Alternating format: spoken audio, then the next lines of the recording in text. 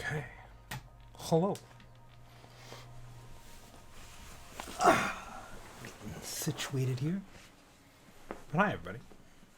Welcome to a lovely solo stream where we're playing some Seekers Beyond the Shroud.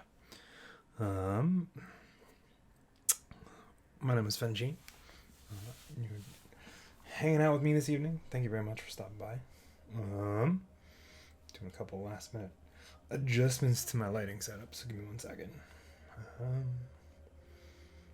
Pop that bad boy up.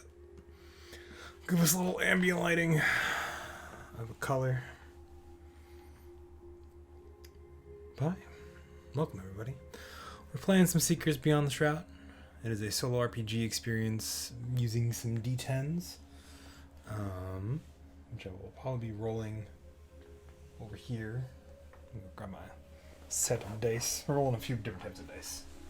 What I happen to have a set of dice, a couple sets of dice on hand, and a bunch of VTM dice that are still sitting in the little rolly bit, like here. You can see all the dice that I have in there. That is gonna be our dice for this evening. I figured I'd do something a little bit different. See if it's a fun thing that people will enjoy, and if so, I'll do more of it. If not, I will not do more of it. I'll do a little bit shorter streams, about an hour and a half or so, hopefully. But let's dive in.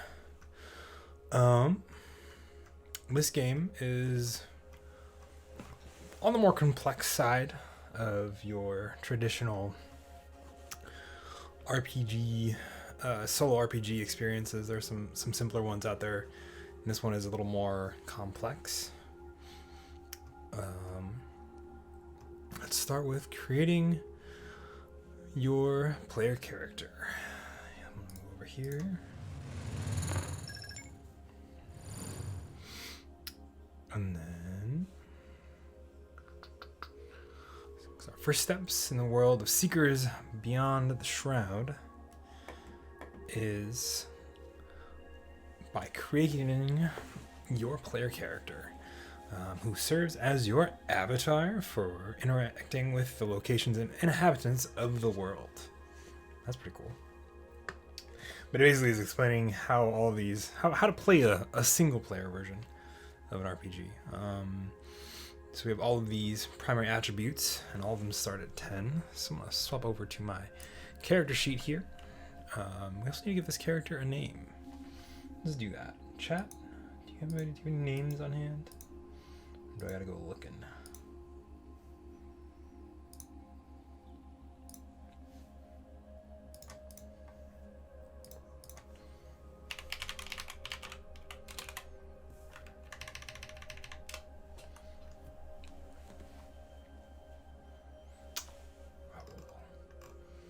Do some searching then. Let's see.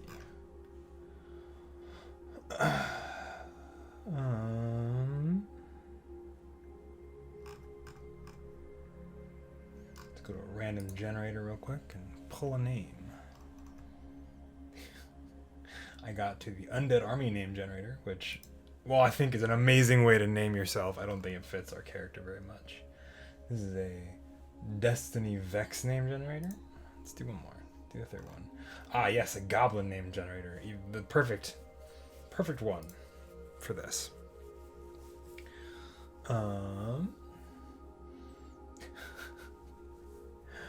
There is Wide Eye. I think Wide Eye would be the best name for this, as we are stepping into a new world to name ourselves Wide Eye. And so we're gonna do that.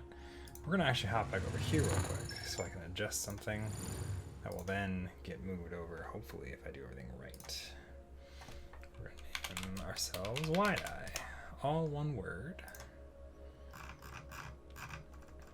was that? I use Railway Semi-Bolt, I think.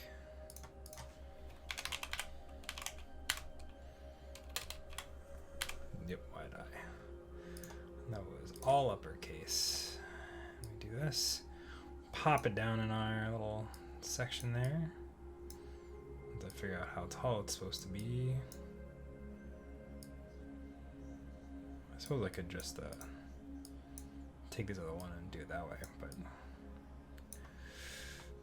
unlock the rest of this. And look at my transform.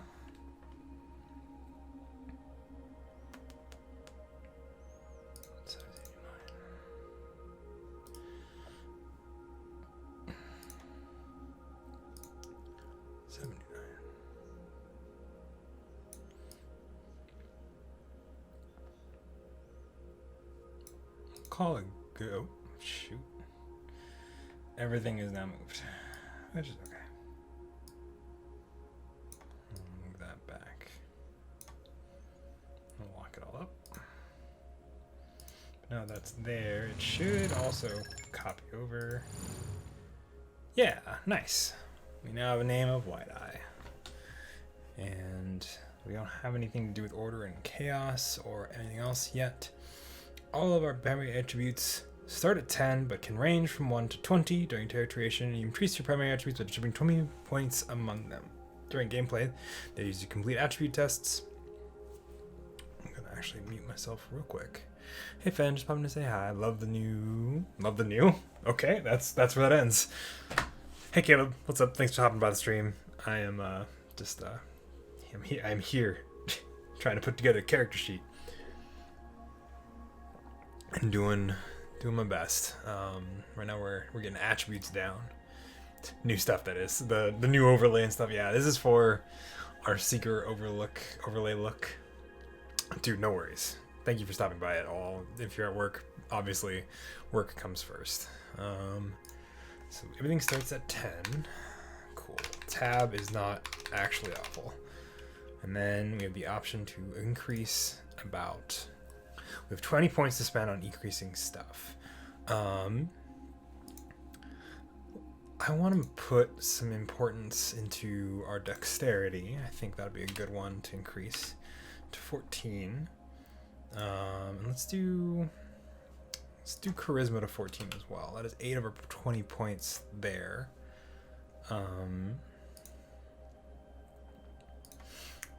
With that. I'm gonna put strength up to 12, 8, 10. We'll do will at 13. Is intel, that's 6. So it's 16 total. We can do, I think we'll do a 13 in Constitution, and we'll bump our charisma up to a 15? Yeah, I guess we'll do that. And that is a 20 points spent there. So we have a 12 dexterity, a 12 strength, a 14 dexterity, a 13 constitution, 13 will, 13 intelligence, and 15 charisma. If we hop back over to our actual book, it'll tell us, I think on the next page, there are secondary attributes, which we can derive from our primary attributes. Oh, this feels really loud to me. Might just be on my side, but I'm turning it down a little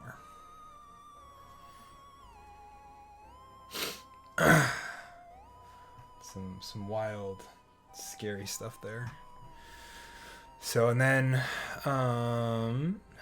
so we have health points, which are 2 times our constitution. So 2 times?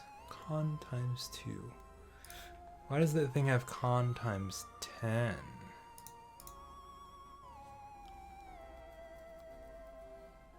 Huh. Con times 10 there. And health points is con times 2. Characters under the effects of Omphale's Embrace have a total HP of con times 3 instead of the standard con times 2. Alright, I think the book is probably more up to date than the character sheet is, so we will go with con times 2 for the time being. We'll go from there. Con times 2 puts us at 26 hit points. To start off with, that is really hard to read. Oh, it's actually not that bad on stream, so as long as stream looks okay, we can go from there. Everything else seems pretty self-explanatory, though I'm just gonna read through real quick. Sanity times is int times 10, Person's mind is a fragile thing, man designed to deal with the many horrors of the universe. Constant forces slowly erodes the human mind, indicated by the loss of sanity points. Sanity may recover as a reward for certain actions or situations, but is otherwise slow to return. Characters recover 10 sanity following a week without sanity loss, or through weekly meditation. If a character's sanity reaches 0, they are too far gone and considered dead. Interesting. Losing 25 sanity without recovering any triggers a roll on the traumas table. Awesome. So the trauma table at the bottom is from sanity loss. Cool. So sanity is intelligence times 10. That gives us 130 sanity, according to that. Nope. Which once again, it looks better on stream than on my own thing, so we're fine. Vril, I think that's Vril. I'm going to say it's Vril. Somebody can correct me if that's absolutely wrong. Is a measure of a character's spiritual energy. When harnessed, it allows you to exert control over all types of matter, both animate and inanimate. You can destroy or replenish life, rend objects from reality, and activate ancient artifacts. Ooh, I believe it's what powers our magic in this world. Vril is power, in essence, according to the book. It's all Vril is regained naturally every 24 hours. So we start with 10 times our will, which is also 13. So we have 130 max will. We haven't spent any, so I think we're at 130 current with a 0 allocation. And those will be kind of hard to read, so I don't have a way to make them easier, and I apologize for that. And last but not least, soul points represent the strength of a character's soul, which is intelligence and will, combined to create this secondary attribute. While in the astral, some damage is subtracted from the SP in place of HP. If the character's SP reaches 0, they return to the physical plane and lose 1 point from a random attribute. That's brutal. If done, SP is replenished after each mission or expedition, whether in the astral or physical plane. Increase or decrease, secondary attributes are affected accordingly. If you lose 1 int, your sanity maximum is reduced by 10. Okay, so this is just basically both of these have other things attached to them that do not look right. Because that's in plus will, and I don't know why it says times 5 or the health is con times 10. So int plus will also puts us at 26 for our soul. That is our secondary attributes complete.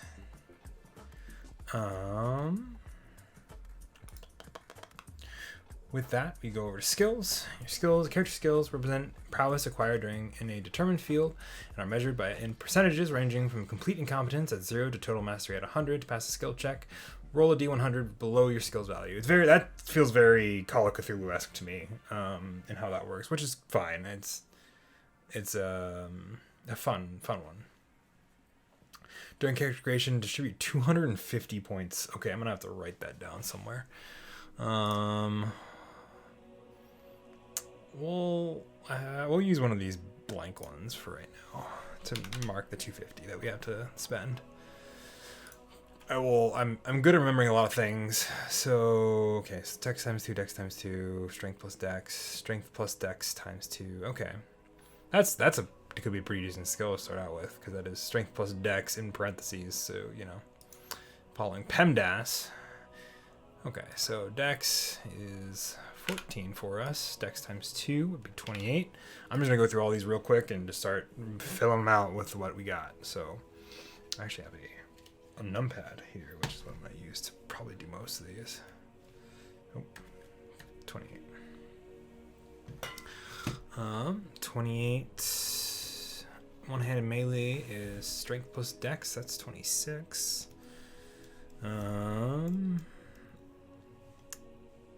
Parry, strength plus dex times 2 is 52. Strength plus dex is 26 times 2 is 52. Okay, correct. So I can't up my parry anymore. My parry is already halved. If I'm reading all this right. Pistols is also 14. Psychic offense, will times 2 is a 26. Defense, 26 as well. 14 for a rifle. Our throw is a 26. Our two-handed melee is 24. Unarmed is 26 as well. Alchemy, we lost ourselves. Okay, that's fine. Alchemy is a 0 to start out with, a 0 in appraisal, a 0 technology, a 20 in first aid. Knowledge of the astral is also at 0. Linguistics at 0. Lockpicking at 14. Medical liturgy at 10. Meditation is going to be 13 for my will. Occult knowledge 10. Perception 20. Persuasion is going to be a 30. Not a 60, 30. Oops. I messed that up. 30. Our sneaking is going to be a 28. Not 287, 28. Okay, so there's our starting stats before any upgrades.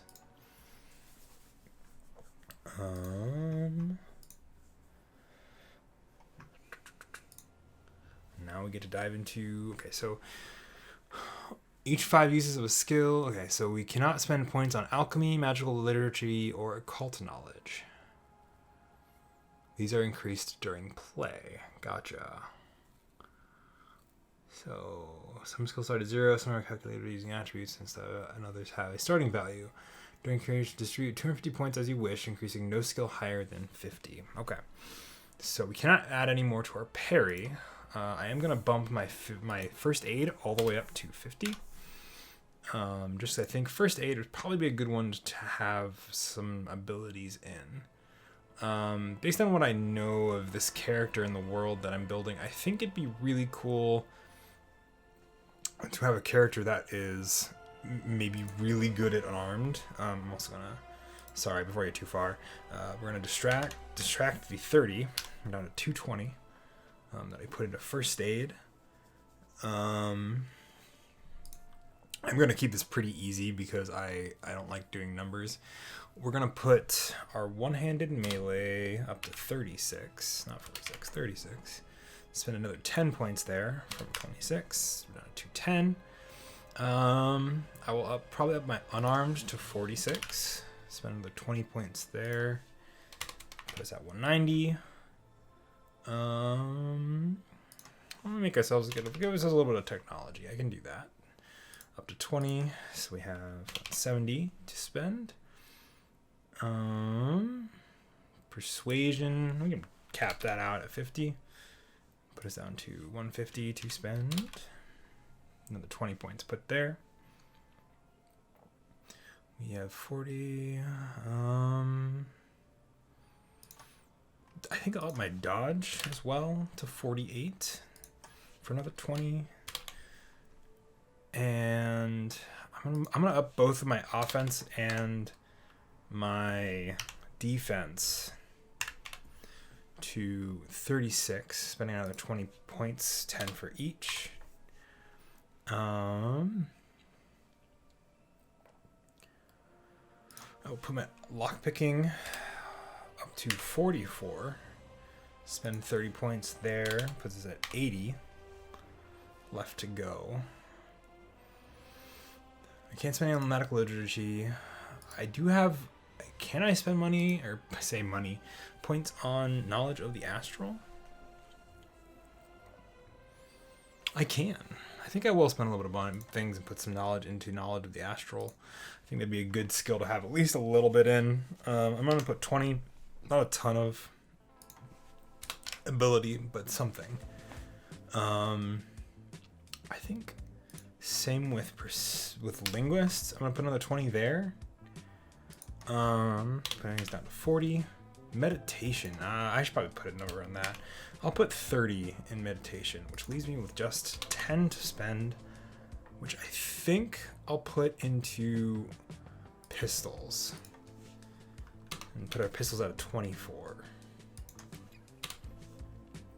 And that is all of our points spent for skills. We are blazing through this character creation here.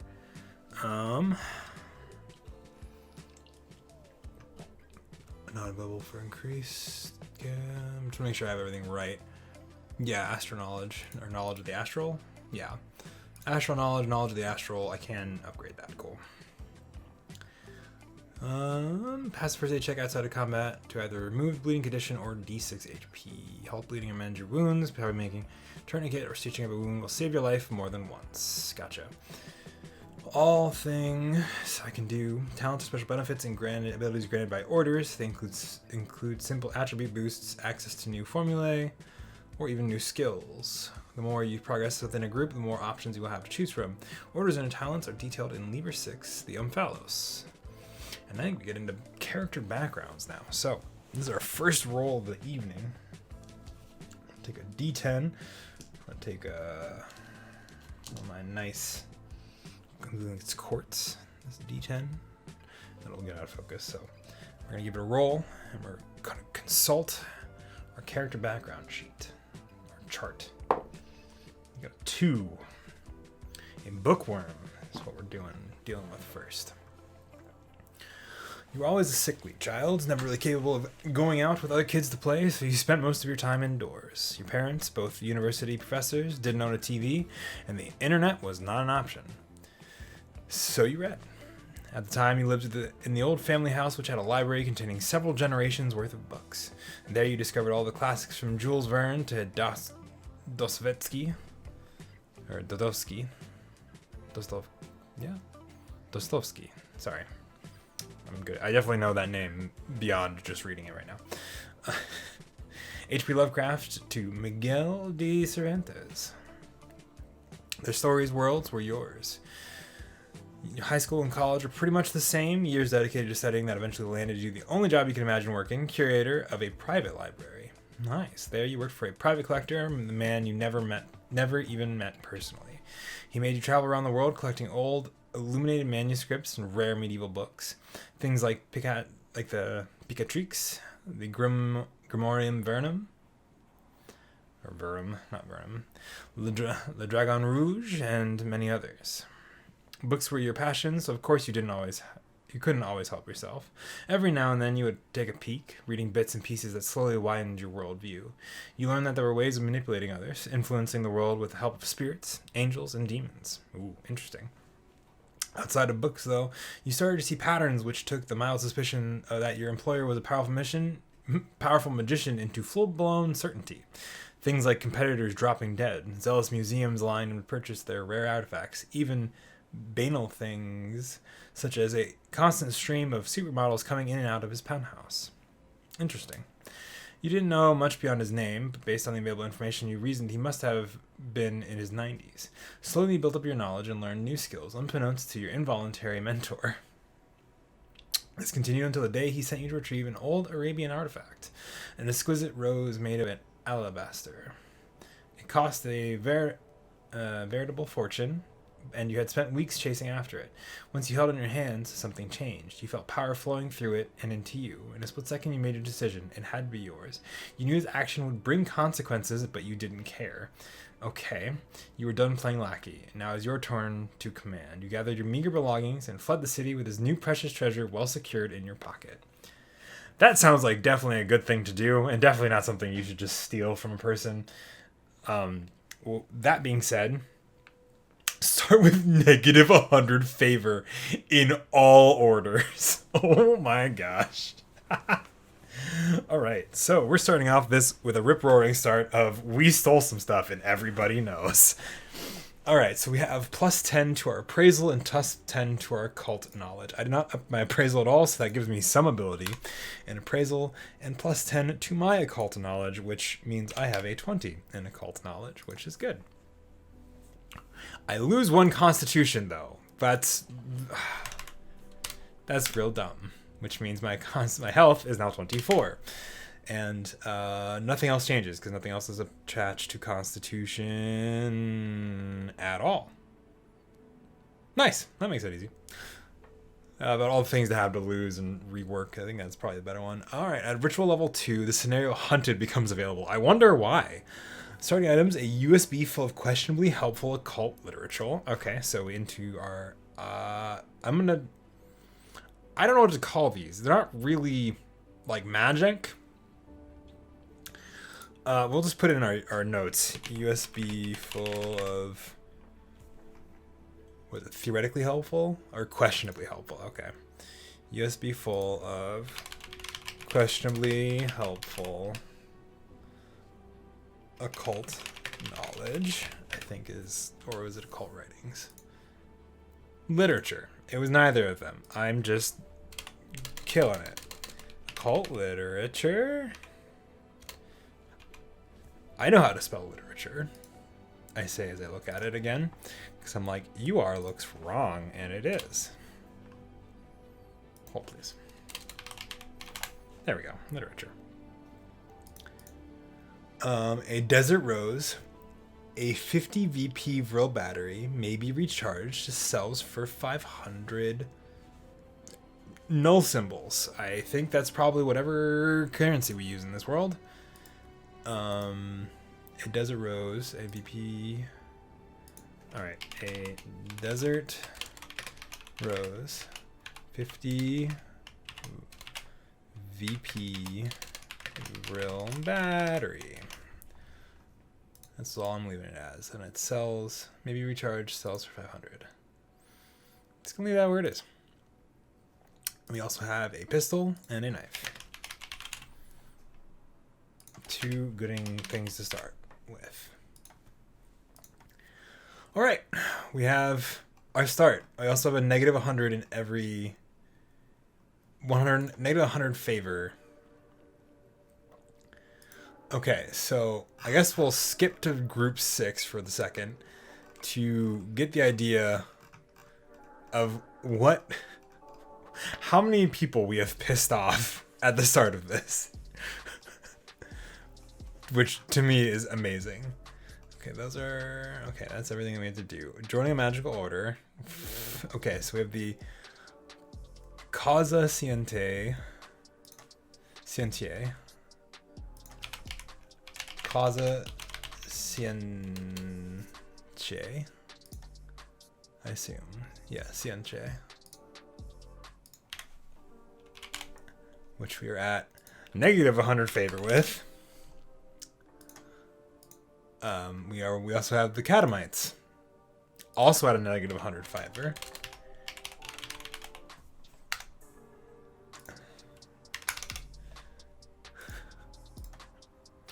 We pissed off a lot of people. I mean, that makes sense. The Mesubatesh, children of rebellion of ancient Egyptian themes. Okay. They oppose creation, on often putting them in conflict with Cadmonites, whom they view as pawns of the demiurgic will. Okay.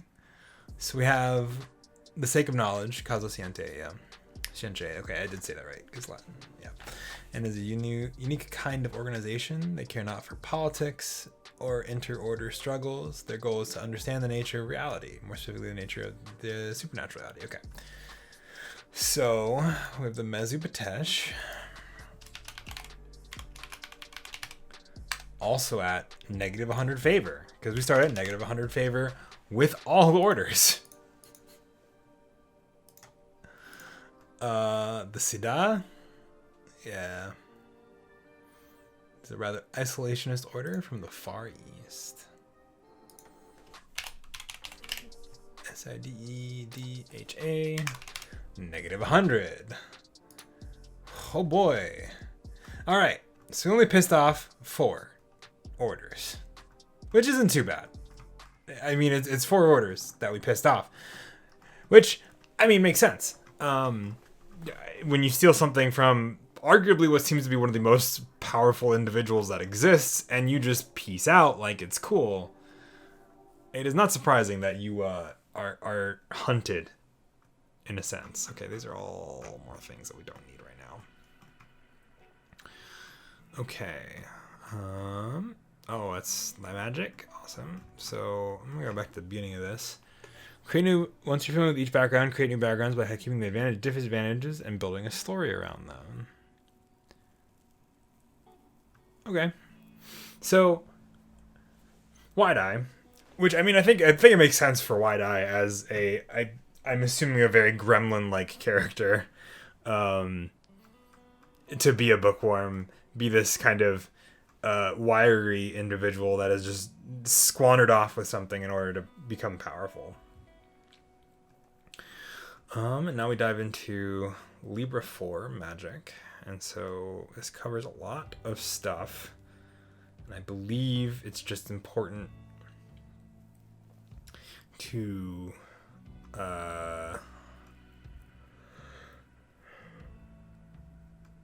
okay, so we have a bunch of basic summoning rituals for demon or an elemental force. If summoning a vestige, the ritual requires their name and something which belonged to them. Bunch of rituals that we are able to do. And then alchemy is creating using some basic ingredients to create some other things. Spellcasting. I assume we don't know any of this offhand. These are all things we learn.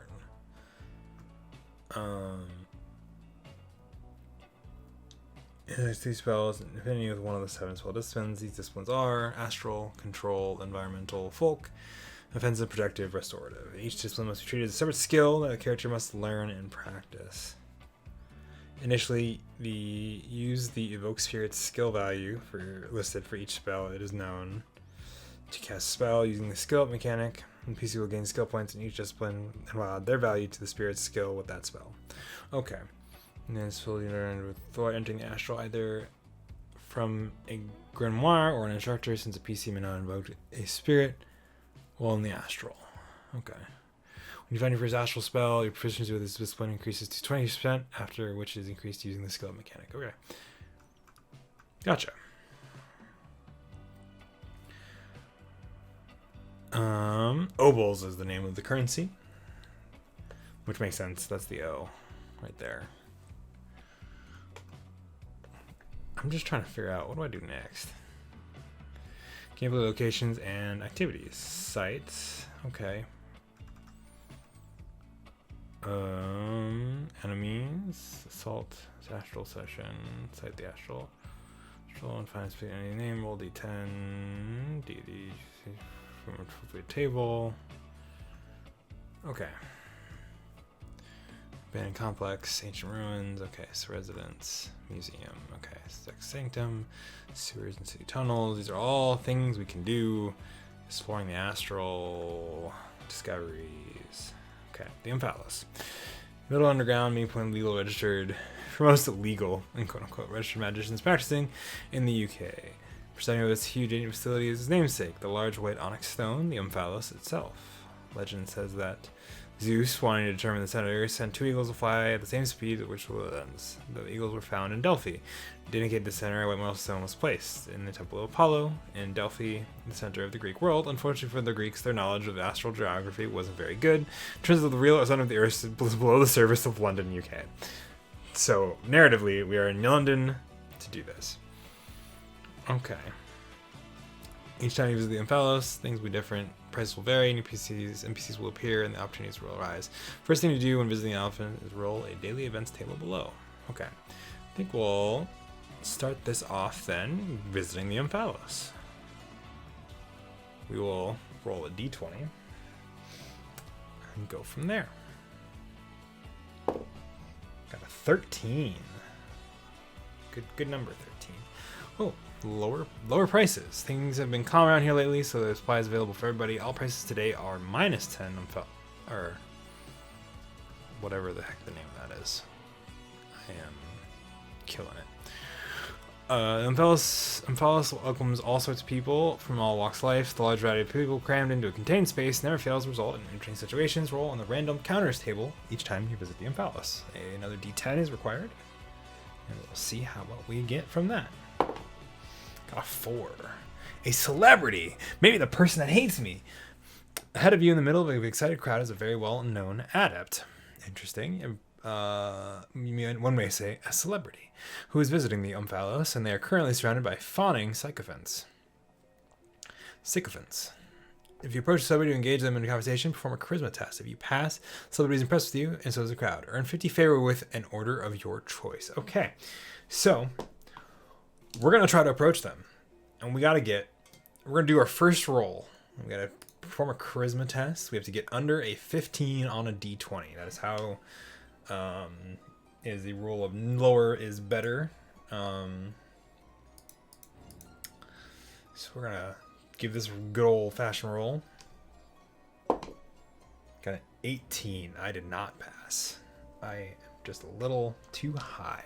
I assume I go up to talk and I just get ignored because Wide-Eye is an individual that is new to the community and is likely hated by everybody, which is probably where this plays into why the individual does not like me by any sense of the imagination. Okay, so that's that. There's our random encounter. We did not get any favor with an order of our choosing. Gear wise, we didn't start with any money, did we? Sometimes you do. Let me scroll up. I apologize for the fast flipping pages as I try to find my own thing. Or do you start with money? Yeah. Okay. Nope, doesn't show that anything starts with any sort of money. Yeah.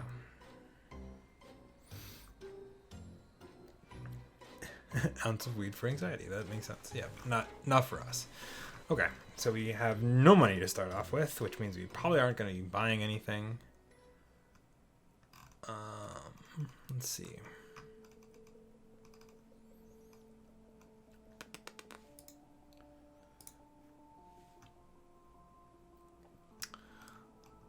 We have the random encounter. We tried to make friends with a celebrity. Failed horribly, as Wide-Eye is probably hated by a lot of people.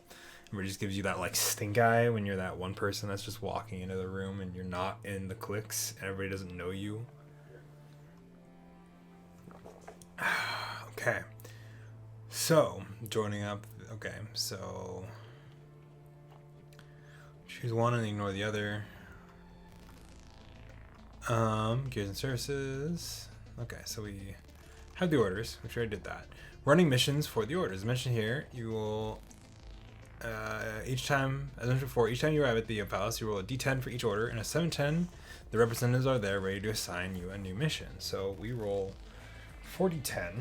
I need to go find a couple more d10 because I just want to. I have four. I want to just roll 4 different types of d10. And I can just assign one to each order. So give me 1 second to go pull some more dice.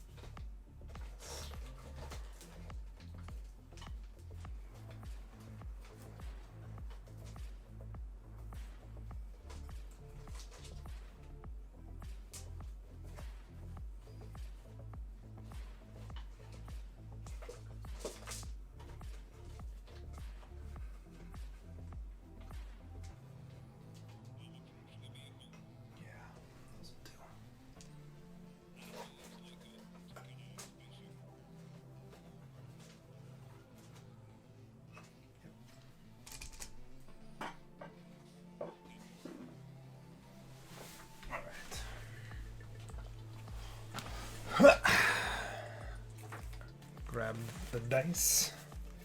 So we should be good. We are going to see. Grabbed some more of these lovely level up dice that I have. Product not actually sponsored, but I mean, if they ever wanted to, I would definitely take it. Pulled out a set of sandstone dice. I need to put my Vampire the Masquerade dice somewhere else. I do not have room for you this evening. As much as I love my VTM dice for my VTM campaigns, I do not have a use for you this evening.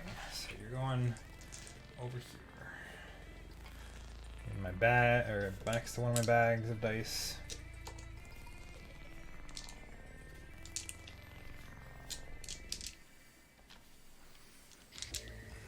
There goes my phone. My phone is now also on the floor. Good times. Good times. Put that with my other bags of dice.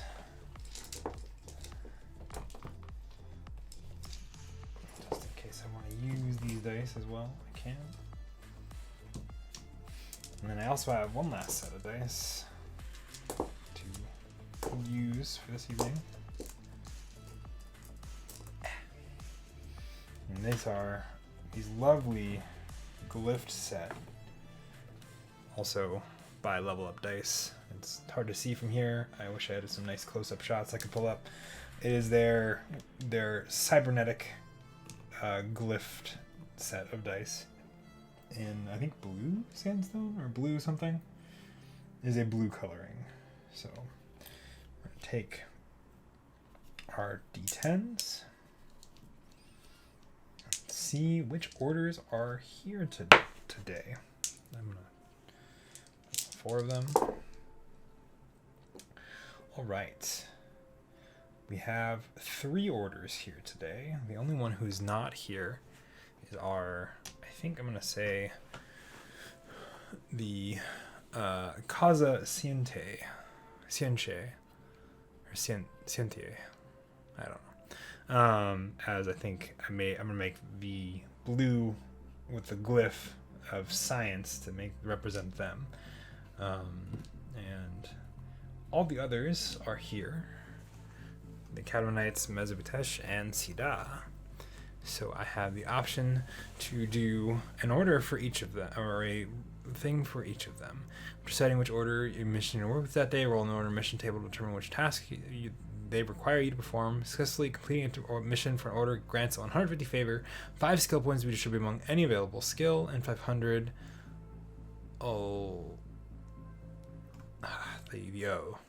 The null symbols. And the mission must be completed that day. If the player cannot complete a mission, e.g. they cannot bypass a locked door, the mission is failed. Failed missions may not be replayed, return to the file list later for a new mission, and lose 50 favor. You may refuse missions, but refusing 3 in a row from the same order lowers your favor with them by 200. Remember that once you complete a mission, you still need to find your way back to the site's entrance. For each declared location you pass through, roll 1d10. 1 to 2 indicates enemy, roll the physical encounters table, page 127, with normal site restrictions. Okay, so search for site randomly. Searching the site for a randomly placed goal. Each location, roll d10 plus x, where x is the number of locations searched, and check the result against the mission target number. Okay. Matching or exceeding that number or exploring the final location will result in finding the goal. Gotcha. So I'm gonna start, I think, out of my options of orders to start for, I think the Sida is one that kind of interests me the most. And as it's the kind of the newest one, and it is the CD powers that they have look kind of interesting. Double all obols found. Oh, it's gonna be Memphis to do. Nice. So let's roll a d20 for them, for the Sida. Let's make the sandstone the color of the Sida and use that for this roll. We got a 15 on that roll. So we have a sabotage mission. Nice, I like to do that. Whether it looks like it or not, conflict between different groups is a war, and sometimes in war, sabotaging enemy supplies is important as killing them. Interesting. This takes place at an abandoned complex. We get to go. Ooh, cool. Your goal is to find and destroy D4 stashes of alchemical and ritual supplies. Each time you clear a location, roll a D10. 8+ indicates you found supplies to destroy. If you finish clearing the site and you haven't found any all supplies yet, you fail the mission as they caught on and moved the supplies before you got them. Interesting. So, we're going to roll our D4, see how many stashes of stuff we have to destroy. We have 2 stashes. We got a 2 on our D4. So now we get to go to an abandoned complex, which means we just scroll back up to where the abandoned complexes are.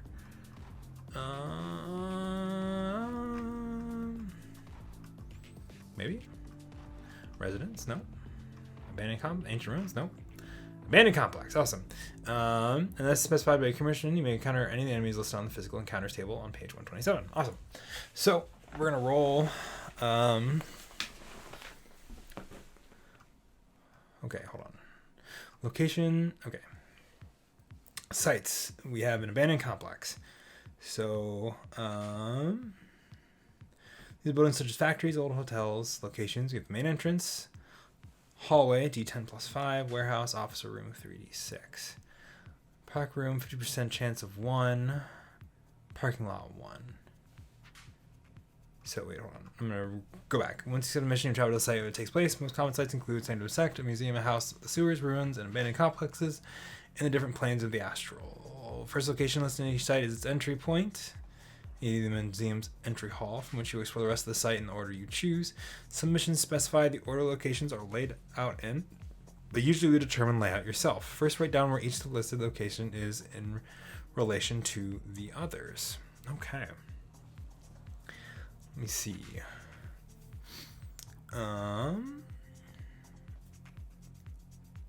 The first number next to each location when they are present. Each location and the percentage chance that room is present. So if so, there will be only one alchemy lab, but a house, the bedroom, dentistry, pimpsy, having from 4 to 13 bedrooms. Okay. Key to laying out a site is in an interesting and fun way is using common sense. You wouldn't expect that the museum's secret archives right at the entry hall, for example. The other number appearing besides this location represents the percent chances of finding an enemy, event, or discovery. The player characters can heal completely after exiting a site. That doesn't mean you can enter, heal, and then re-enter. Okay, exiting site is you're finished with the mission, for better or for worse, and the day's activity is over. Okay. I wish I had known that, because we could do a little cooler thing. That's fine. So, we have the main entrance of this abandoned complex. So this it goes... enemy, event, or discovery. Okay. Enemy, event, and discovery. Gotcha. So... we have our main entrance. I'm going to pull up. Do I have bamboo installed? I usually like running bamboo.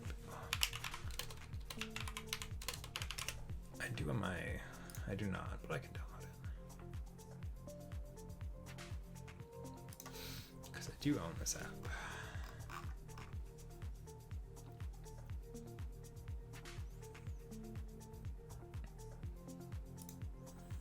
Downloads, updates. Okay. Awesome.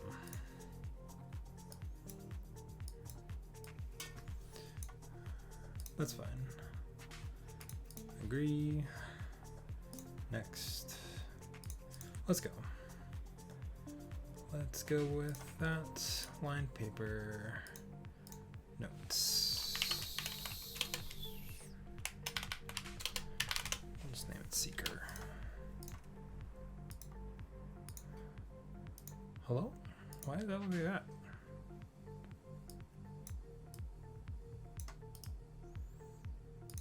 I guess we'll do that.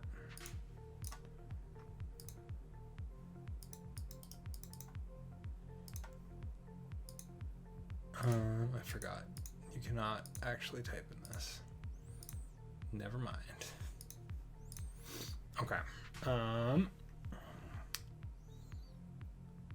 guess I'll just write it out on another piece of paper, I think.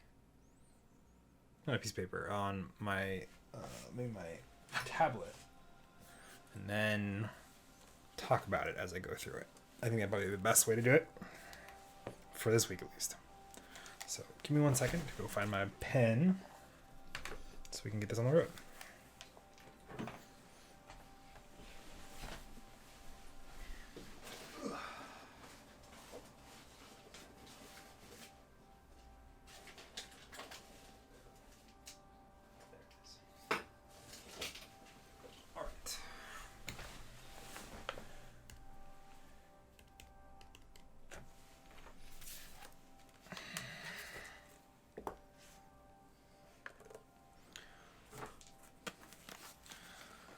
Cool. Apologies again. Still getting used to how this game is played. And it is played an interesting way, which I find personally amazingly fascinating. We're gonna go with a writer because we're writers. Mainly because I'm terrible at drawing and I don't want to try to draw something that I will fuck up.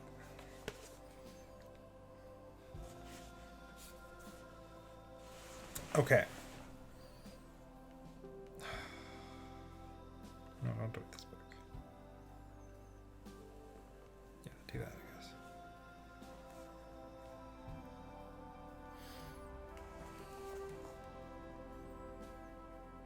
Okay.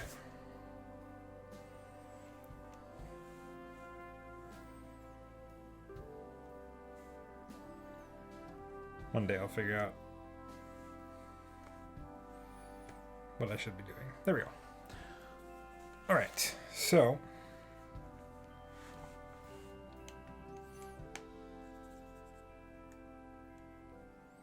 gotcha. That's how that works. I forgot about that. Still getting used to how all this works. So we're going to an abandoned complex. In that, we have a main entrance.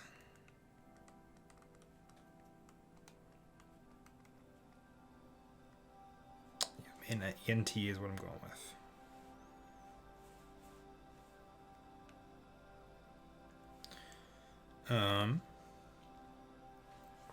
We have a 60, 40, 20 split of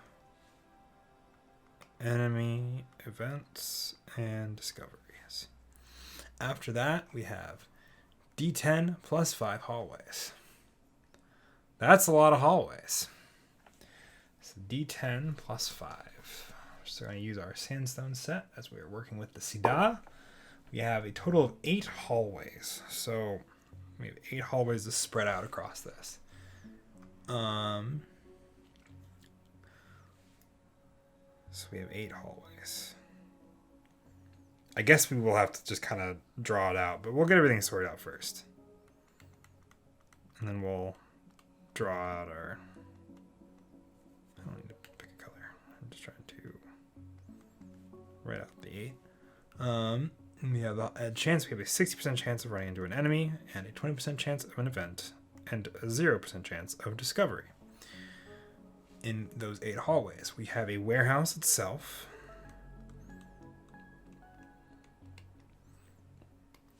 Which is 50% chance of everything across the board. We have a 3d6 options of rooms. So we'll just use some of our other dice. Wow. I rolled 2 6s and a 5. We have 17 rooms in this fucking warehouse.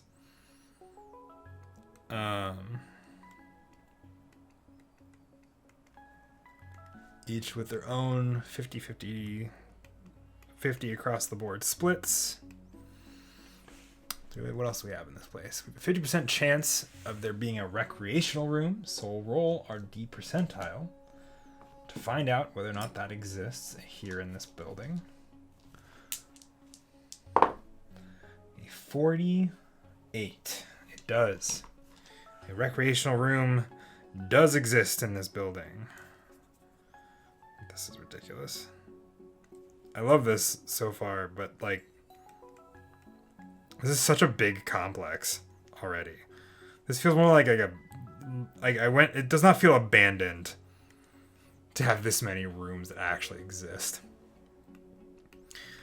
50, 50, and 50 as well. And then we have a parking lot. We'll say that's the back lot, where, you know, you will have trucks show up. 40, 50, and 30. Okay, so we have our main entryway.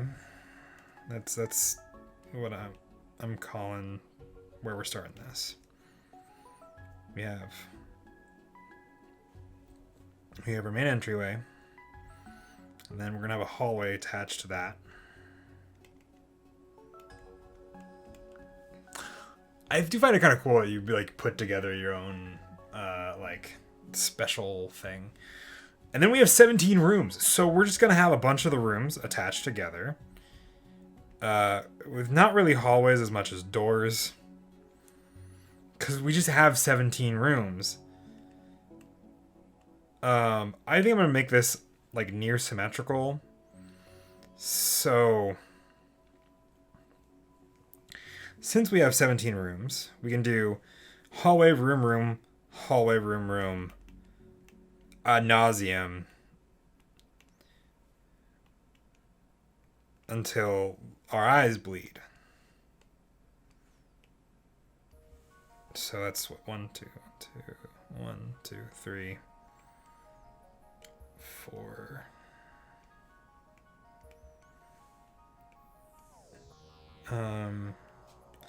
I think I'm going to bookend it all by doing, in the middle section, we'll have room warehouse, or big room,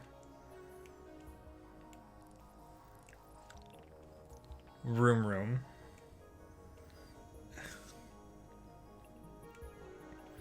1, 2, 3, 4, 5, 6, 7, 8, 9, 10, 11, 12, 13, 14, 15, 16, 17. At the very end. Fuck. God damn it. Okay. That's going to be a rec room. And we're going to put a room behind. At the end, we'll have the parking lot if we need to go that far.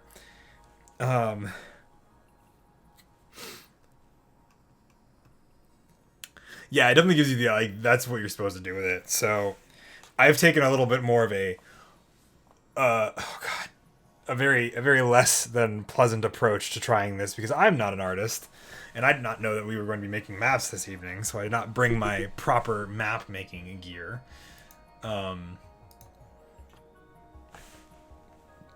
So, we have a bit of a, we have everything listed out. So now we need to go through it.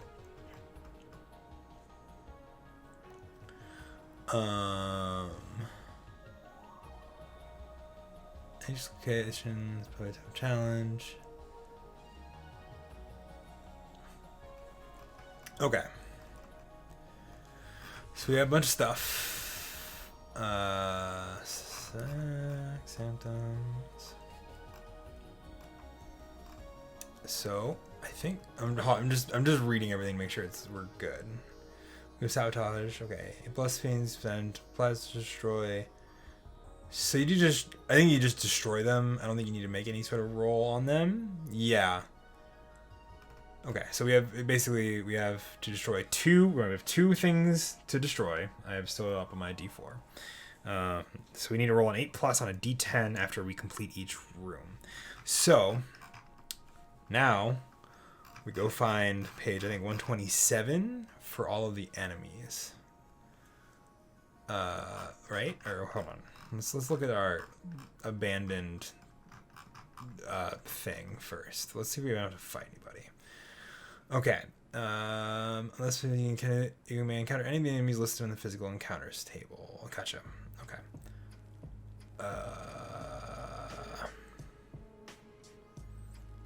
Okay, so 127 is for enemies if we meet them, and then we roll on events if we find an event.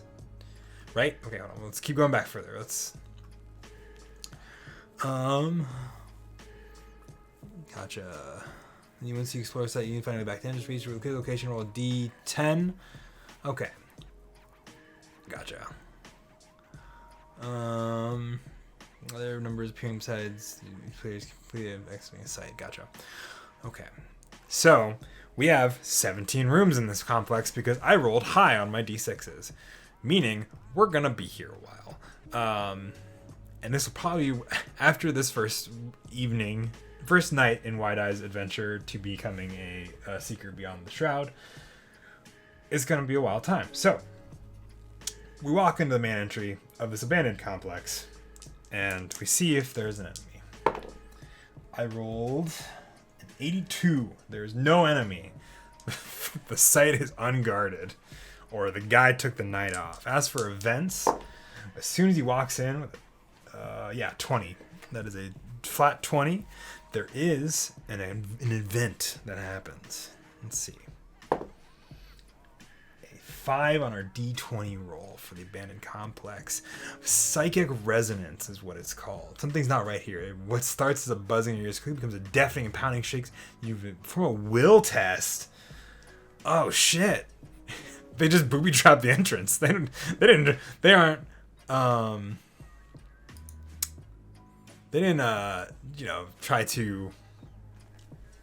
try to block it. They're just like, we'll just leave it booby trapped. So I need to perform a will test. I have to get under a 13 on my will roll. I got a 5. I succeeded. It says recover 10 will, but my max will is 100. My max sanity is 130, so I cannot do that. We have a discovery. What does discovery do? What do I discover? Ah, sick. Never mind. They're just later on. If we get one, but that we have to roll pretty low for discovery. A 77 will not be a discovery in this main entryway. So we have gotten down our first room. We've cleared the entryway. Do we happen to see supplies that we need to sabotage? We need to roll a straight D10, and I believe on a actual just 8+. I just want to make sure I'm right. Yes, on an 8+, you find supplies to destroy. So I'm going back to my. There we go. Abandoned complex. A 1. We have no supplies to destroy in the entry hallway. As we clear the booby-trapped entry hallway, make our way into booby-trapped entryway, and make our way into the main hallway. We keep looking to see, is there anything here? A 93, and no enemies in sight yet. However, 60. There's no events in this abandoned hallway. Are there any supplies to destroy? An 8. There are. We are down to 1 amount of supplies left to destroy. It does not give me a skill check in order to destroy them. I assume we brought proper larcenic tools, as Wide-Eye just walks into a hallway and goes, oh, it looks kind of like it's supposed to be burned, and just sets it aflame. I'm just making Wide-Eye. I almost see Wide-Eye as just actually just a gremlin, and literally like it was just like this, like hunched over, like was extremely tall at one point in his life, but forever stooped over books, so he just has that permanent curve in his back. And he is like, yes, let me just throw some fire on there. Apparently he's got an accent. I don't know where it's from or what it's based on. So we've cleared the first hallway as he's walking through. Nobody in sight yet. A 39, however, as we come into our first room, will bring us to a fight. Let's jump to Let's jump to 127. Roll a d20. We do have an enemy to fight. A 14. A rogue mage. All right. 14. Rogue mage. Even though the whole occult world could be considered an underworld, there's a further marginal underworld populated by adepts and magicians working independently without organization or order. These rogue mages, unaffiliated adepts, and street magicians are contemporarily referred to as the rats by members of official magical orders. They work independently, constructing haphazard research labs in forgotten city tunnels, old apartment complexes, and maybe this is an apartment complex. I don't know why I think it's like a warehouse. It says we're robbing or destroying stuff at a warehouse, which is why I think it's a warehouse. But it might be just be like a apartment complex that's been built. Like it's like those like industrial warehouses that have been converted into like bougie ass apartments and then abandoned. Maybe that's more what this is instead of just a warehouse. Either way, there's a rogue mage that's just like, hey, you probably shouldn't be here. And Wide-Eye's just going, I mean, yeah, maybe, but what if I just keep going? Okay. So what do we gotta do? We gotta fight it. How do we fight? How do we fight people? How does one fight a thing? Control the will, dedicating 30 VP to absorb damage. And comment the image should be... Okay. So they have 13 HP, but they have 30 VP that is absorbed. Choosing attacks and provisions. Okay.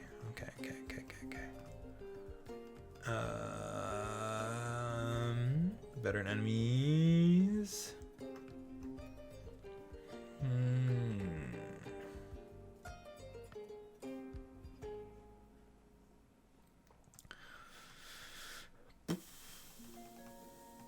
Astral flows. Okay. Spirit compendium. Nope, not what I'm looking for. I'm looking for physical encounters. Nope. How do I fight? How do you fight people in this game? Sorry, I'm scrolling, just looking for Enemies and catastrophe. Okay.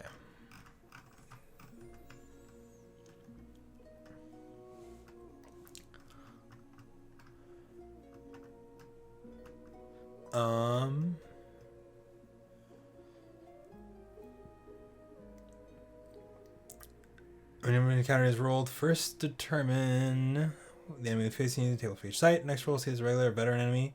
D6. Is it a veteran rogue guy? It is a 3. He's not a veteran, which I think would be very rough on poor Wide Eye if we had to fight a veteran as our first encounter. Choose enemy for the table, reward. Oh, no, sorry. Yep. Most enemy must be defeated, usually in the last room. That's not our case. We just need to burn shit. Yep. Okay, well, okay. So how do I fight?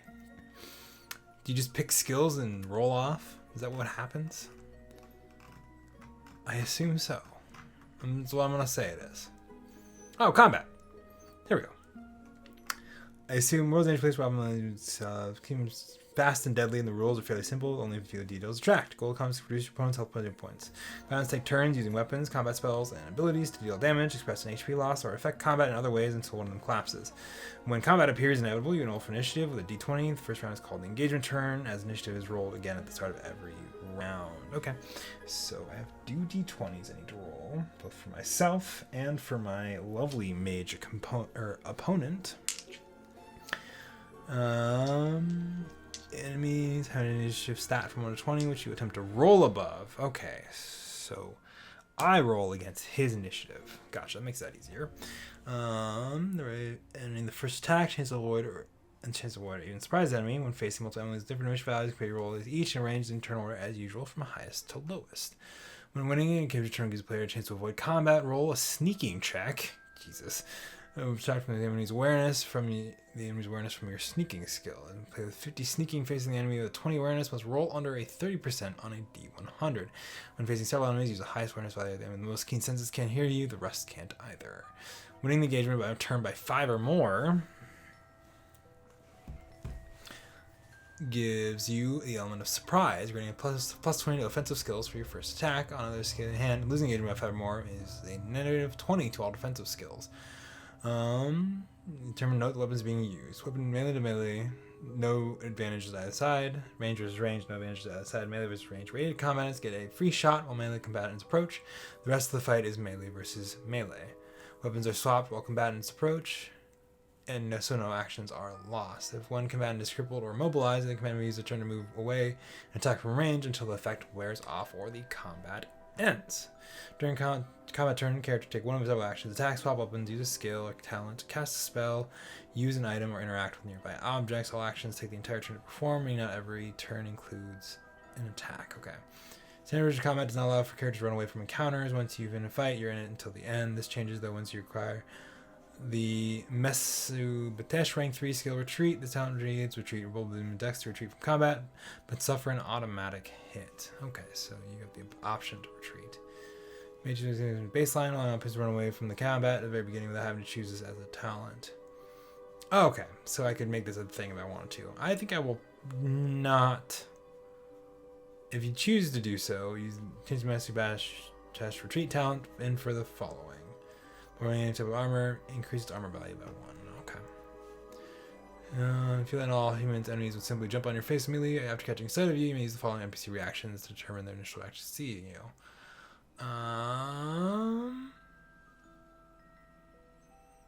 I think this one specifically is very straightforward because we are burning things in their place. So I'm gonna roll against the D.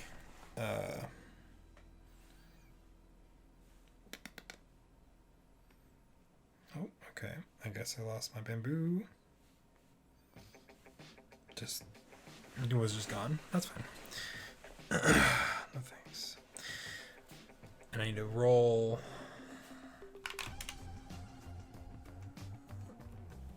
Rogue Mage, I need to roll for the initiative. I need to roll above a 12? Yeah, I need to roll above a 12. Yeah. I rolled a 16. Not quite enough for bonuses. I'm not going to choose to sneak, however. I'm going to attack. Attacks, Psy, d6 damage. Glock 17, 2d10 plus 10 damage. Jesus. I have a pistol. How much damage does a pistol do? My game does not tell me. There's a gear section on this table, right? I just missed it.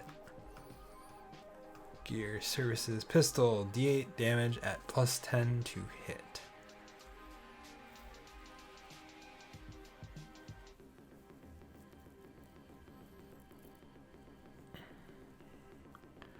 Okay. So d8 plus 10 to hit. So I have plus 10 to my pistol skill when using that one. Cool. You see the base cast roll damage dealt by management attack. Roll twice and keep the second result. Nice. Cast Censure? Okay, cast player casts a buff on themselves. I'm not going to do that. He's not a seasoned character. So that's not something interesting to me. They are going to keep that for there. Antidote uses is poisoned. He does not have that. I think we'll both opt for... Actually, I think he is going to... I think Wide Eye is going to close the distance. And I think that's how this opens up, is he's going to try to punch. I think he's just going to use straight unarmed on this guy. I think it's my best skill. Unless a knife does a lot of damage. Let's see. Melee weapons, one-handed, d6 damage. What about unarmed? How much does unarmed do? Character sheet. This game's stuff is all over the place. I will say that. As much fun as it is also not super clear. Conditions and effects, attribute tests, yep. Oh, there's an entire playing the game section that I just totally missed. Whoops. Where is my punching somebody? Some called explosion becomes and Michigan's okay, so attack burst. Say it again. Takes out her classic Glock. So the blade sword man takes a free shot while the cultist approaches. A pistol for just 10 shown by 5 sprint skills 20. Gotcha. So defensive skills reduce the pistol skill. Roll 55. Okay. Okay. Cultist approaches and just roll second round.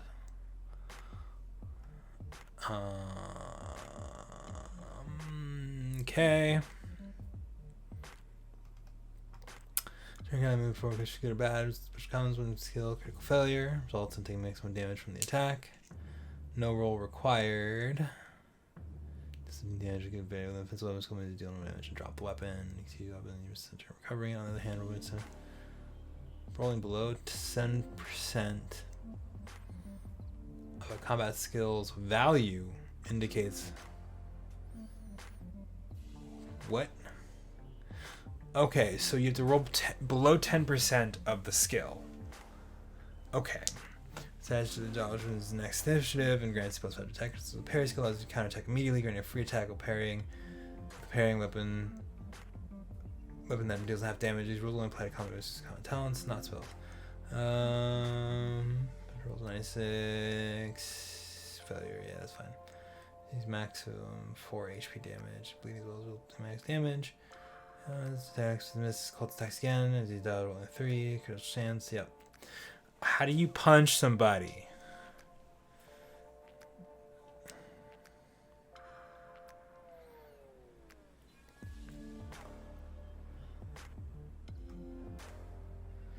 With 2 HP return for D10 turns. Unarmed. Okay. Let me go back to character creation. And maybe it says it there.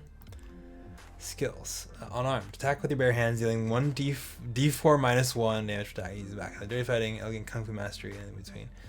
Interceptions when you don't have a weapon. So I'd be better off. Well, what's my character good at? I guess is the next thing. 46. One armed melee is not as good. So I think he's just gonna go in for that unarmed striking and then try to face off against the Sai. I definitely think the rogue mage. Well, I think I see this as he is closing the distance. Me just doesn't have time to react. Let's say that. Let's do it that way. Sorry, I'm scrolling through everything, just trying to figure out what the heck's going on. We're gonna try to punch him. We're gonna try to be a punchy boy. As I drop my tablet, because I'm good at this. I had to roll beneath a 46 and is unarmed. I got a 95, so not a crit fail. We're good, but I miss horrifically. Yeah. So, gotcha. There's okay. Defense 15. He doesn't have any defense anyway. Gotcha. So he's going to try, I think, to. Oh, hey. Thank you for the raid, Shane. So each person gets an attack. Sorry, I'm scrolling back and forth here. Let's jump back up. So how does she take wasn't several actions? Okay. Because enemies most cool. Gotcha. Cool. Gotcha. Okay, cool. I think I know what I'm doing. Hello! How is your evening going?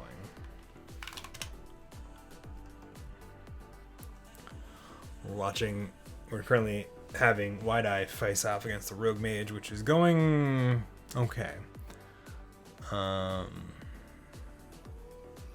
Being well, I'll be able to walk my dog, but I'll be back very soon. Okay, no worries. Do what you gotta. Okay, so we have a lot of stuff to get through. Would I have used? I don't think I would have used the pistol. I'm not using the pistol. And then he's gonna try to hit me. So, do I have to? I roll a dodge over an attack, so I don't get hit by that, or I can roll a parry. Right? Is that how that works? I'm getting lost in the sauce here, trying to sort this out. Okay, so when con is notable, you roll d20s. Okay, gotcha. And you roll. Okay, aiming for a stack or even most initiative values compared. Okay, gotcha. Okay. Yeah, nope. Sports melee combat, which is point to switch to any available offensive sales in either melee or ranged. Casting a glitch from sight. Gotcha. And choose a defensive skill. Okay. Fails in enemies avoid the strike, but has a defensive skill check. Okay, cool. So I'm gonna roll a parry for our lovely rogue mage that is currently trying to hit us with a sai. I will say that I do have like a knife. We do have a knife, but we're just choosing to go melee. So we're going to try to parry the sai, which we have to get under. We don't have any sort of. There's no bonus because he's not seasoned. So we have to get under a 52. I believe is our parry. Yeah. And we got a 93. We missed, and we take a d6 damage because he's wild. We roll it twice. All right, that was a 6 on the first roll and a 5 on the second roll. So we take 5 points of damage. Wide Eye is going. Oh. Wide Eye is on a little bit of a struggle bus to start us off here. We roll initiative again because that's how this game works. I'm trying to beat 12. Got an 18. I did beat 12 by a good margin this time around. So we have bonuses to our attacks. So we need to beat. Now we need to beat a 66 in unarmed in order to hit this attack. A 65. Wow, we cut it close. We take a d4 minus 1 damage. So we hit for 1 damage. This is going to be a slog. I can tell you this right now. As someone that has a knife that does d6 damage, I think that's what I'm going to have to swap to, because I don't think there's a way I can unarmed him very well. We still have a knife. I might swap to that. But this rogue mage is going to try to hit me with a sai. I'm going to try to dodge. I get bonuses to this as well, I believe. So I need to roll a 72 in order to hit this parry. And I roll a 76. I do not hit the parry. I'm just a little high. Okay. For another 5 points of damage. We're going to watch Wide Eye just get murdered in the first turn.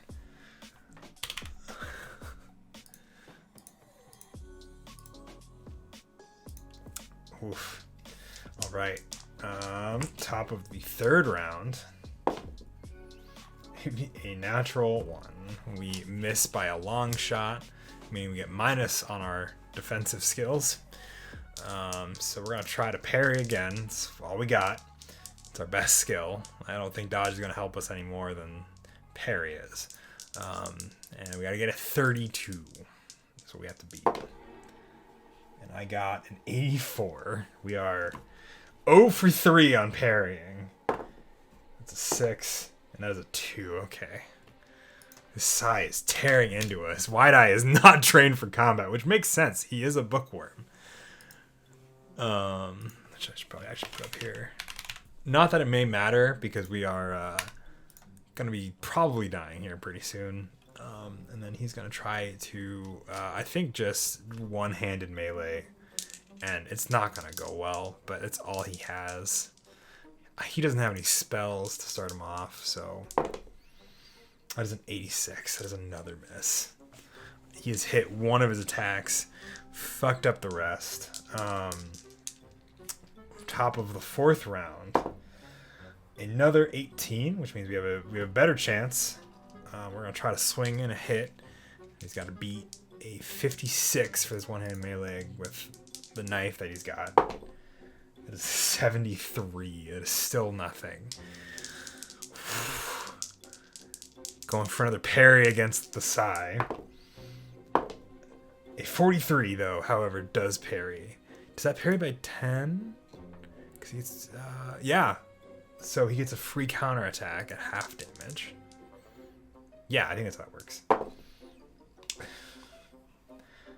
But misses the counterattack, because I don't think there's a bonus to the counterattack. Oh, man. By like 5, because it's a 50. Ah, man. This combat is stupid. This combat is unfair. 12, a tie. Who bins ties?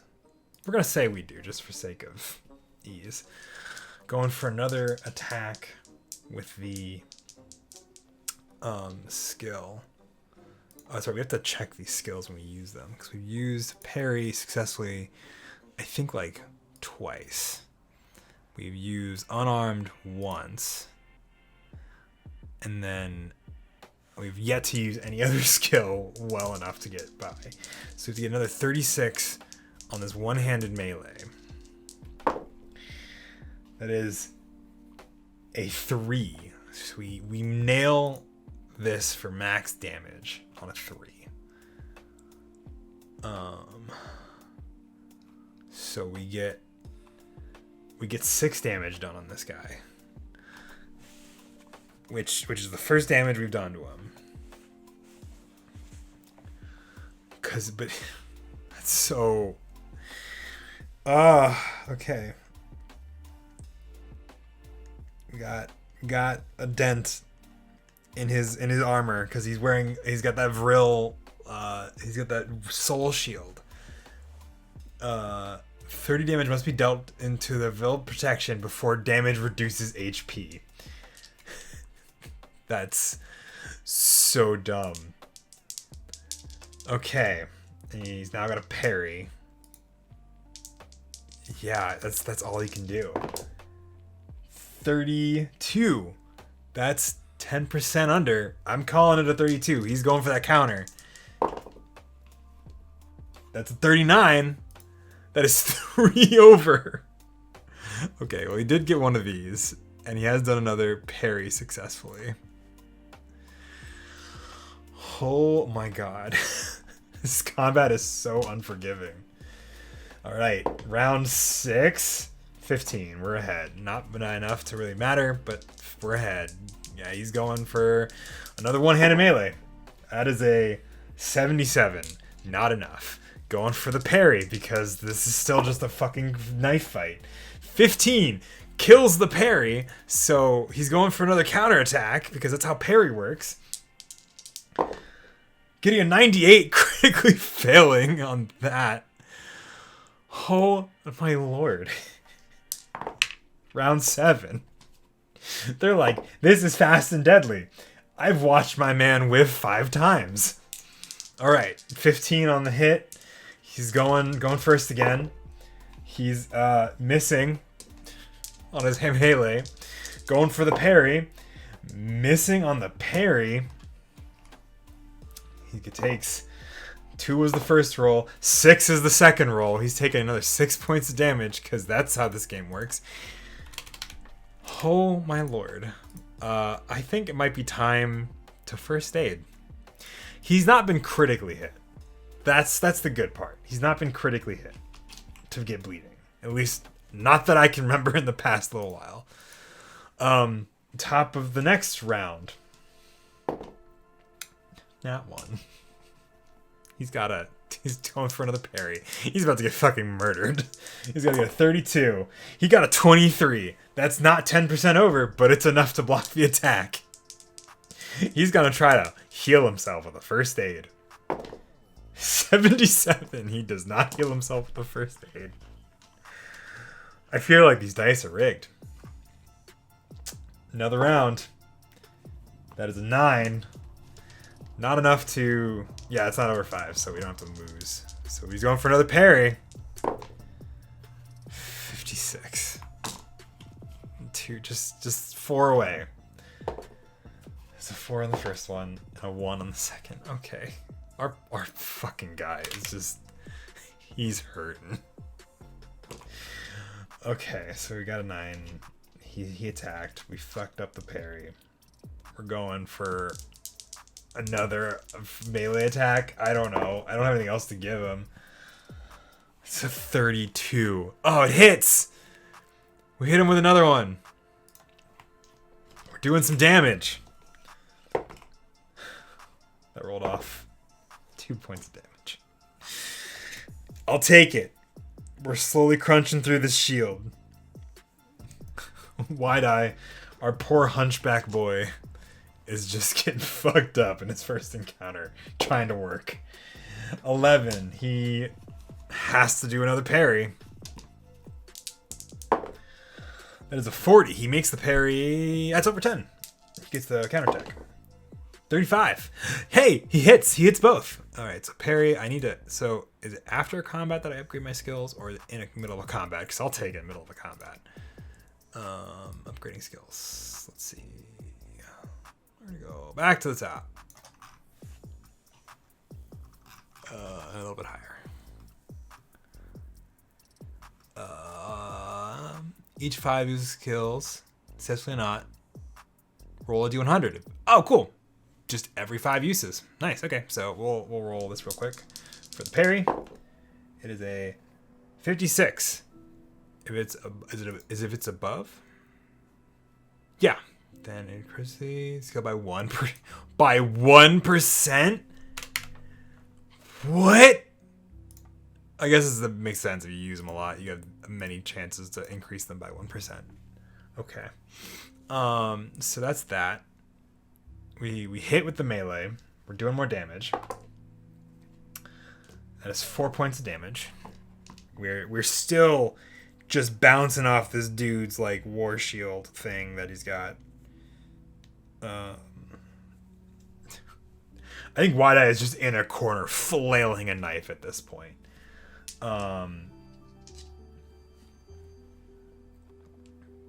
Okay, and then he's gonna make his own attack because that was the parry counter attack.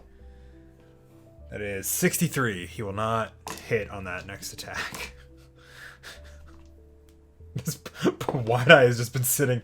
Nat 20. Heyo. We got bonuses to everything. We're gonna swing. Missing on the one-handed melee.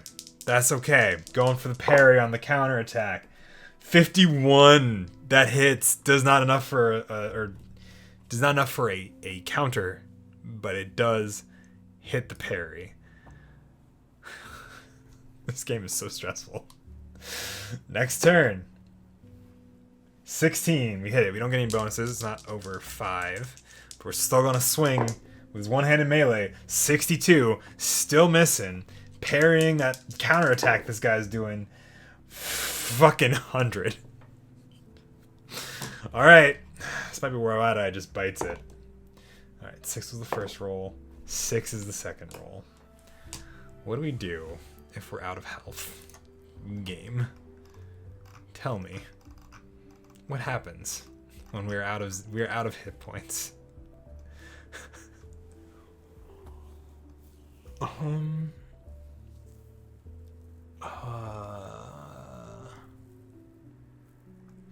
Part of me is regretting. Okay. Okay.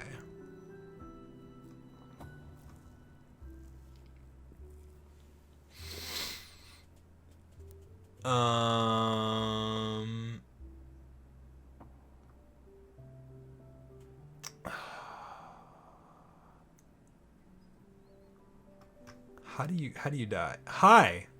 Yo, I'm back. Hey, well, thank you for the raid. You guys picked a very, very wild time to come in.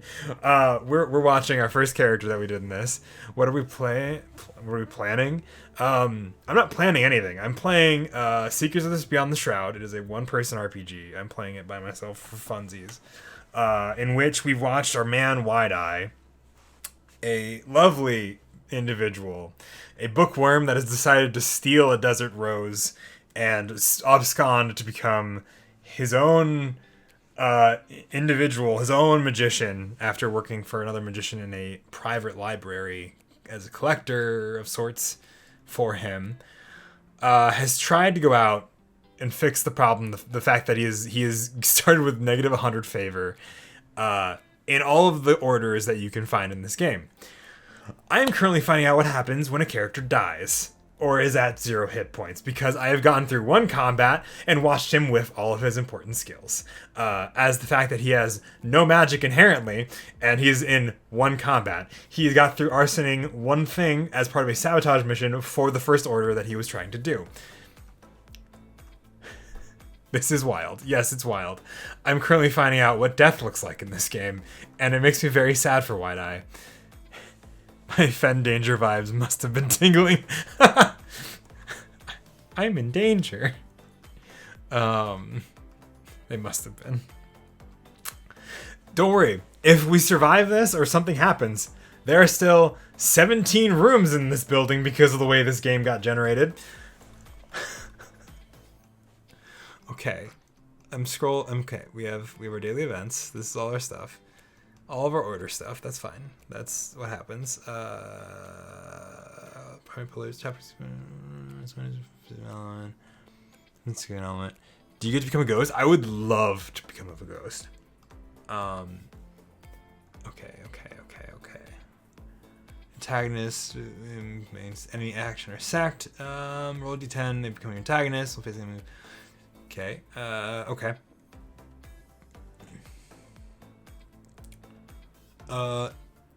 In these cases, yeah, we've just been fighting a rogue mage that has just a sword and a pistol, or a sai, not a sword, like a knife and a pistol, and I just went for a knife fight and lost horribly because I can't roll.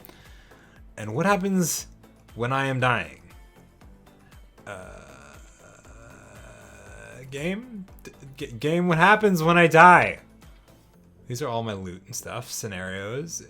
This is the specific stuff that in theory you can get to from the backgrounds, which I will probably never get to. Did you just break the game? I don't think I broke the game. I think I'm just bad at finding where everything is. Let's just start page 1. No, 1.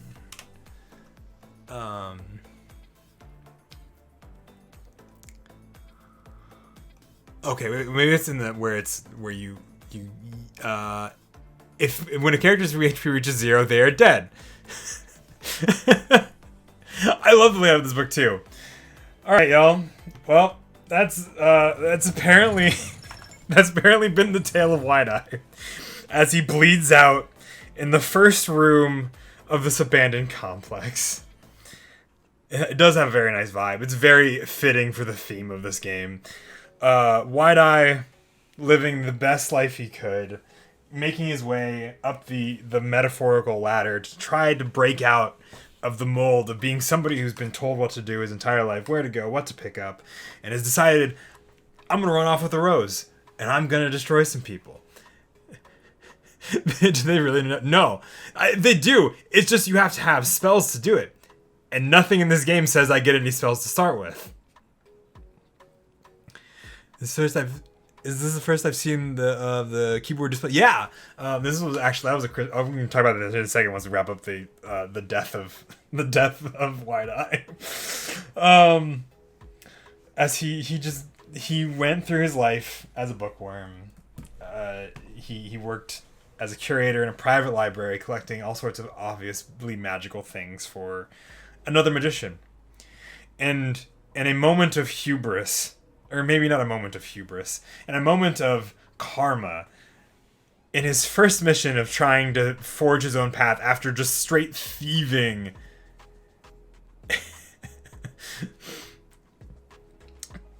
as a straight moment of just straight theft of somebody else's thing that they paid for, and you just decided to run off with it. Why-Eye just decided to go off and do his own thing. In a moment of karma, he is just straight murdered in his first mission of trying to be a magician. Oh. That's been Speakers of the Shroud, everybody.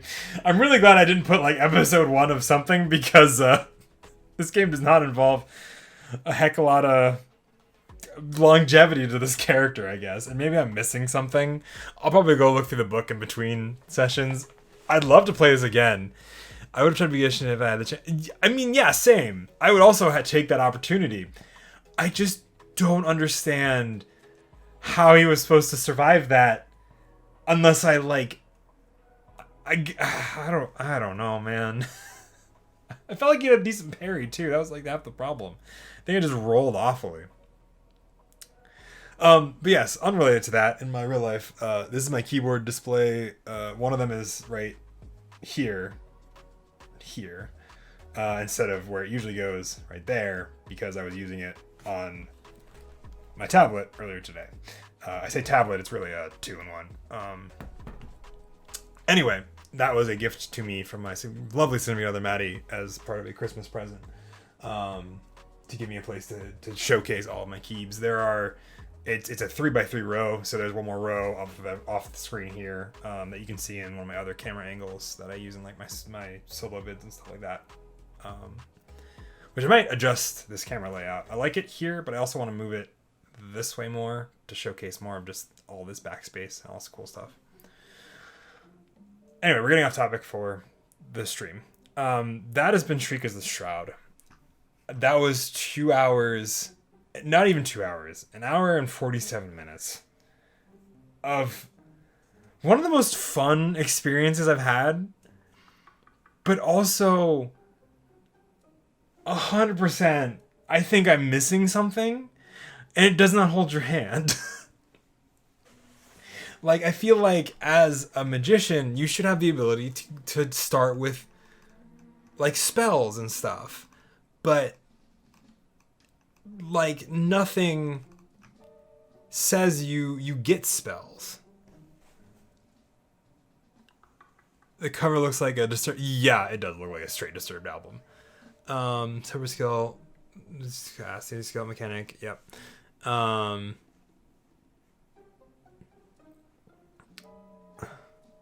So you have to... So how do you invoke... How do you invoke them? Spirit. Gets the layperson casting spells all the spirit possession. Specific spells are executed with flash spell of light and color. Vector risk casting felt, not seen. Most often spells are simply coming by an atmospheric ripple in the surrounding air. Conjure with many rituals, spells don't require preparation, being cast in the heat of battle. To cast out a spell, must be invoking a spirit, channeling this raw spiritual energy through the physical form. In addition to this spell's incantation, only a few spoken words. When some required applicants free to use mudra, somatic hand gestures, which open the way for a caster's will to be guided by the evoked spirit. Casting a somatic spell in combat requires a character to drop anything in their hands. To use drop items again, most likely weapon. Turn must be spent picking them up. All spells require an invoked spirit and verbal incantations, and additionally requirements are listed in the spell description. How do you evoke a spirit? If that's how you do that, how do you evoke a spirit? Spirit rank, the spirits being investors with angels who are less powerful than deities. It is reflected by spirit rank, which means power. Okay, cool. Gotcha. First pact, every living spirit, its nature, name, and sigil, and performing a successful summoning ritual. Your character will be in the presence of a spirit. To deal with the summoned spirit, you must either use the classic or conservative Solomonic way after name. Okay, so. But which Disturbed album? I don't know. A Disturbed album of some sort. I haven't decided on which one it is off the top of my head. I'll go back to the title here in a second. I'm just looking to see what are the options. Okay, so evocation is binded as a servitor. Is to bind it as a servitor by evoking it, using a sign ritual to make spirit manifest, and then bind its essence to a physical vessel or cycle you prepared. You can forcibly summon passing will test, speech or occasion required in the will test. So failing this whole time just deactivates some. Okay. Theory of okay. Okay.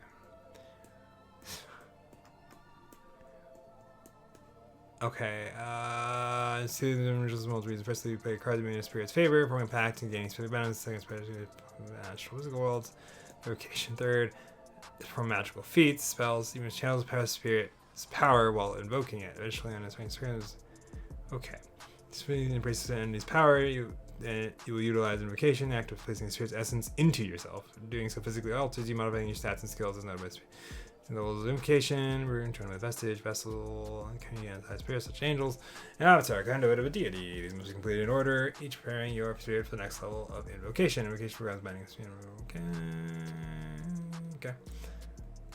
Once you hear the spirit residing with them, they will have access to spellcasting. Okay, that was a long ass fucking read. Just to get told, you have to get to spirit rank 3, or the third pact of a interaction with a spirit to even get spellcasting.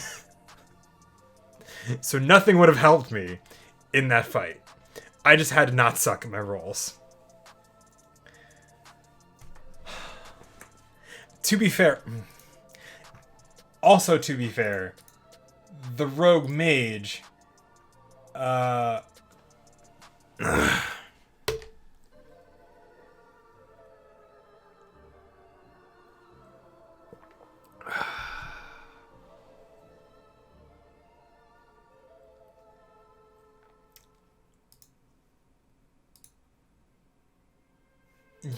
so you gotta be a warlock or and you have to roleplay your backstory. It is entirely like the idea of becoming like a warlock, essentially, or becoming just like a magician in general, and using, communing with spirits to get access to things. I love this concept. I think it's a fantastic and amazingly fun game. I think it's also, I rolled not great on any of the rolls that mattered, and then also got stuck with a character that has basically a 30 HP shield on top of their base health, which is the only reason they weren't already murdered, because I did do 12 points of damage, which would have killed them had they not had a 30-point shield. To be fair. I think I just got a bad set of rolls to start it out with. And then it just was, it was just this thing of like, I could try to roll. I rolled a first aid on one turn and failed it because my rolls were just garbage. Yeah, it was. It's a fun game. I definitely would love to play it again next week and do another run and see if we can get a character past day one of being a magician. It was certainly an experience to watch Wide Eye come very quickly to the grips of reality as he is just fighting somebody in in this abandoned complex 2 rooms in after making he made a will save in the starting room, came across a hallway that just had part of like the supplies he needed, which he was going to just sabotage supplies, didn't find any in the entry hallway, found one in the first hallway, and then immediately is just shanked to death by a rogue mage with a sai in this first room. Why'd I had such a whiplash of existence compared to like the life he had before this, where he's like this private collector or private curator where he just goes around and collects stuff for this magician, and then one day just decides to go on his own, and then reality is like, hey, just figured I'd let you know I exist. But that has been the story of Wide Eye as he bleeds out on the abandoned complex floor. Thank you all very much for watching and going on this adventure with me. We'll have to do it again sometime soon. It's really funny. I am not at all upset. I think it's immensely hilarious to me that this character literally goes like 2 rooms into his first mission and is just met with instant karma for the fact that he stole like a very valuable rose, like desert rose thing. And it's just, I also find it immensely funny. Laughing is like, I think, a very appropriate response. I think just hubris is just very present in that moment.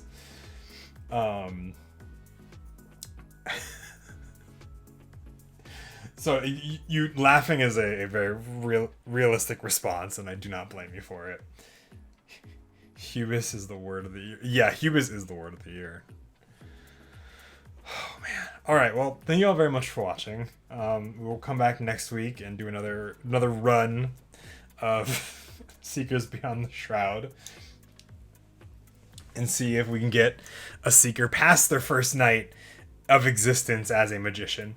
And hopefully it works or does something. We'll have to find out. But thank you very much for watching. We will call it an evening here. And we'll see you all next time. Bye-bye, everybody.